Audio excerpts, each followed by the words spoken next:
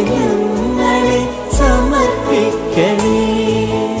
അമ്മേ കന്യേ കൊച്ചുത്രേസ്യേ, ഞങ്ങൾക്കായി നീ എന്നും പ്രാർത്ഥിക്കണേ.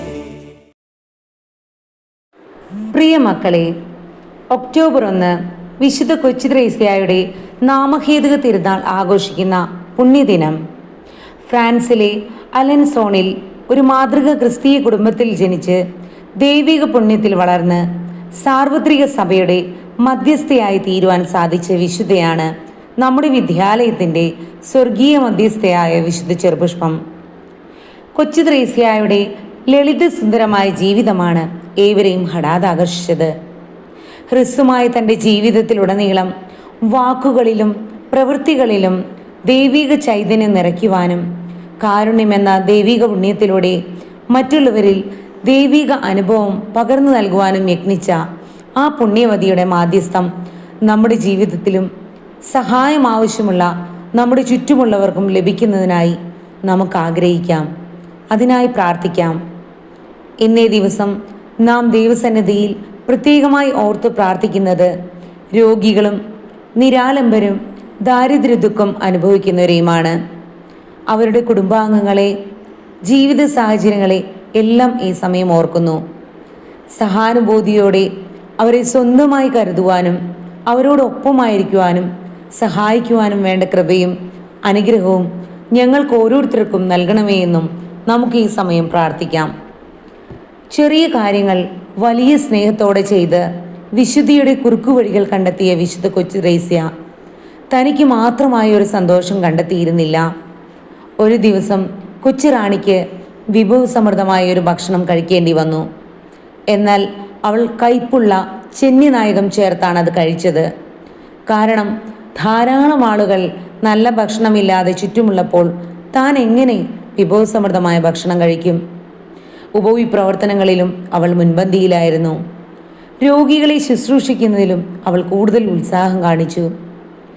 ഭൗതിക പരിമിതികളാലും രോഗപീഠകളാലും വേദനിക്കുന്ന വ്യക്തികൾക്ക് ആവുന്ന വിധത്തിലുള്ള സഹായവും അവരുടെ മുൻപോട്ടുള്ള പ്രയാണത്തിൽ വേണ്ട പ്രോത്സാഹനവും നൽകാൻ നമ്മെ അനുഗ്രഹിക്കുന്നതിനായി വിശുദ്ധ കൊച്ചുത്രേസ്യായുടെ മാധ്യസ്ഥം നമുക്കും യാചിക്കാം.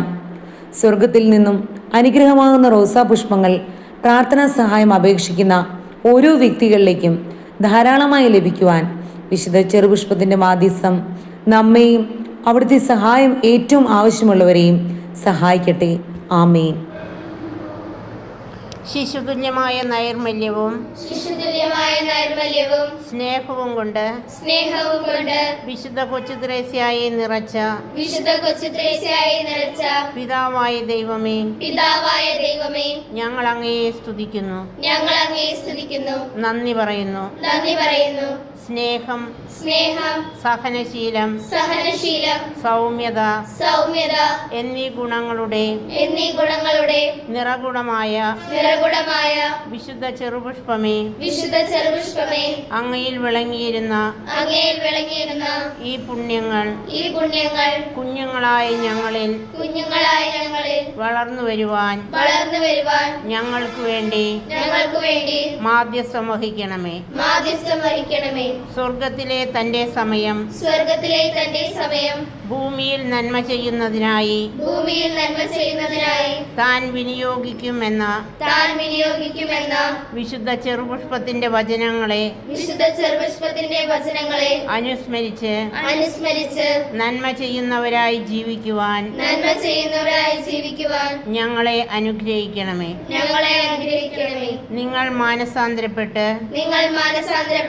ശിശുക്കളെ പോലെയാകുന്നില്ലെങ്കിൽ സ്വർഗരാജ്യത്തിൽ പ്രവേശിക്കുകയില്ല എന്ന യേശുവിന്റെ വചനം സ്വീകരിച്ചുകൊണ്ട് വിശുദ്ധ ചെറുപുഷ്പത്തിനെ പോലെ നിഷ്കളങ്കമായ മനസ്സോടെ വളർന്ന് ദൈവത്തിനും മാതാപിതാക്കൾക്കും അധ്യാപകർക്കും നാടിനും നാട്ടുകാർക്കും നാട്ടുകാർക്കും പ്രീതികരമായ ജീവിതം നയിക്കാൻ ഞങ്ങളെ സഹായിക്കണമേ എന്ന് ഞങ്ങൾ പ്രാർത്ഥിക്കുന്നു. ആമേൻ. സുഹൃത ജപം. വിശുദ്ധ ചെറുപുഷ്പമേ, വിശുദ്ധ ചെറുപുഷ്പമേ, ഞങ്ങൾക്ക് വേണ്ടി അപേക്ഷിക്കണമേ. ഞങ്ങൾക്ക് വേണ്ടി അപേക്ഷിക്കണമേ.